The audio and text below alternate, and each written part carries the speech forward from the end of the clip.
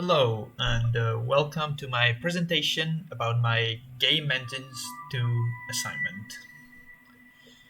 As you can see, I recreated an ecosystem with various different animals, such as ducks, fish, whales down there in the bottom, and even anglerfish.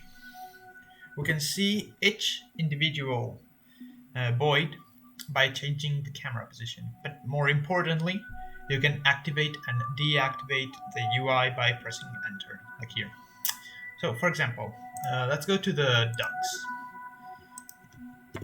You'll see them here that they are just wandering about, maybe on the island or in the water, or maybe if we are lucky, we can see them stand still for a second. Like this one. This one is not moving because it's on the stay state. We can also see that there's a tree in the middle that has various different particles that will fall like resembling leaves. We can, well, before that, I'm going to lower the volume of the music just in case it's too annoying. A bit more. There it is. Okay, so we can change, for example, the speed of the ducks. Like you can see now that they are going noticeably faster. And if we want to, we can reset their speed. We can even change the world speed to make them move at the same speed depending on the time. And see, like if I put like 40 now, they just go faster than a racing car. Okay, so let's reset everything and change to the second one, the whale. So, the whale has the same parameters as the duck. Like, it has individual speed, which, for example, I can put it at 40 to make it faster. It also has a baby whale nearby, but I'll talk about it a bit in a minute. So, as you can see, it is going faster than it was before. And what it is doing is that it's following a path, and sometimes it will just use the noise wander behavior. It also has the parameter to change the sine wave of the tail. So for example, I can make it go a frequency of 5, and now you can see that it is going way faster, but at not as a high amplitude.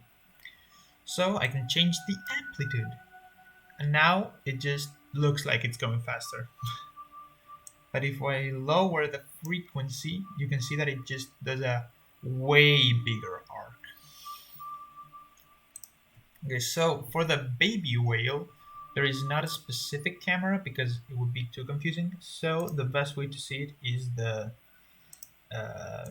island camera. You can see it here next to the whale, and what it does is that it pursues the whale until it gets nearby. And once it gets too close, it will avoid the whale. It will also avoid the island when it gets too close. So this one also has the parameter speed, and we can make it go super fast. And all of a sudden you can see that it clips through the whale sometimes. See, like there. Now it just jump out of the water. And we can change the amplitude of the tail as well. Like, let's put it at 1 and 5 again, and let's see if it shows up. See there? It's doing a way bigger arc again, but at a slower rate. Look at it jumping. It's so happy. Okay, so next we have the fish, which, yeah, we got lucky, and this group is still alive. So what the fish do, they represent clownfish, and they just wander around an anemone. And once they get close, they will stop seeking the anemone, and then 2 seconds later, they will restart seeking it. So it creates this cool effect where they just come and go. If we get lucky, we can see a third state in which they will go into an anglerfish mouth, like that one. It may take a while. So meanwhile, I'm going to talk about the anemone themselves, which they also go by a sine wave. So we can absolutely break them. We can change the amplitude and see now they're just way bigger, and the frequency, and just there, it's broken. I don't recommend touching the frequency and amplitude parameters. Look at it, it's dying. See, we will probably see it again in a minute. Anyways, talking about the anemone, I don't recommend touching the frequency and amplitude parameters because it can totally break them, especially if you put it at 0. See, everything is broken.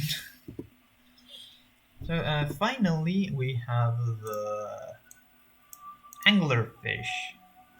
Let me reset the simulation. That's better. Lower the volume again. Cool. Let's go to the anglerfish 1. You can see that it is just wandering about, and it has a bright spot in front, like all anglerfish do. And what it's doing is that it's doing noise wander, but it's also seeking the anemone that is close by. And every 20 seconds, it will switch to a different anemone because anglerfish usually just wander around in the bottom of the ocean. And once it gets close to the fish, it will tell them to get into the mouth because they're following the light, like you can see here. You can also change the speed of the anglerfish. Like, look at it. It's going way faster now. I don't recommend it because it can very easily break your camera and clip through walls. So it doesn't look pretty. And you will probably be forced to restart the simulation. And yeah, that would be it. Wait, now I forgot about the speed of the fish. Where is it? Yeah, let's go to the third one. That's the most consistent one. You can change the speed of the fishes as well. So you can see them now that they go way farther from the anemone, and they will sometimes clip into the ground. This also has the effect that they will be easier to get caught for the angler fish. Okay, cool. Now, finally, let's talk about the materials. I've made 3 completely custom materials for this project. There are some others, like for example, you see here at the bottom of the ocean it's just black and the tree trunk is white, and there's grass in the island. But the main ones are this rainbowy material that the island and the ducks have. The way it works is that it just has a rainbow image, and it goes constantly up and it repeats. Then we have the change color material that the whale and the tree have, which will just take a material and change its color fully on a repeating cycle, and it creates this cool effect. And finally, we have the water, which I've also programmed myself, which uses a noise function. I don't remember which one, but that creates these patches of water. As you can see, there's like a pentagon here. And then it also goes higher or lower depending on the noise, paralleling noise. I think it's for that one. And finally, we have Uh, Post-processing. I also used post-processing here. It's not very noticeable. There's a bit of bloom for the light, but it's most noticeable for the anglerfish. That's the idea that I wanted to show. No, that one. No. Let's go directly to the anglerfish. See, it's way bloomier. And then with post-processing, I also made it so that when the camera is underwater, or following an underwater fish, or in an anemone, it will put the screen bluer and will change the light to a more intense blue to represent that you are underwater. Like if you can see here, we go to the ducks. So cool, white representing like daylight. Then we go to the whale, which is the most noticeable one because look at the sky.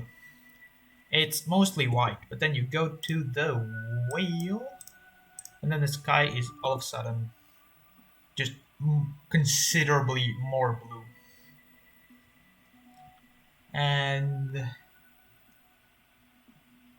yeah, that's the entire thing. I I hope you like it, Brian. I put a lot of effort into it. Let's make it go a bit faster for the end. Thank you.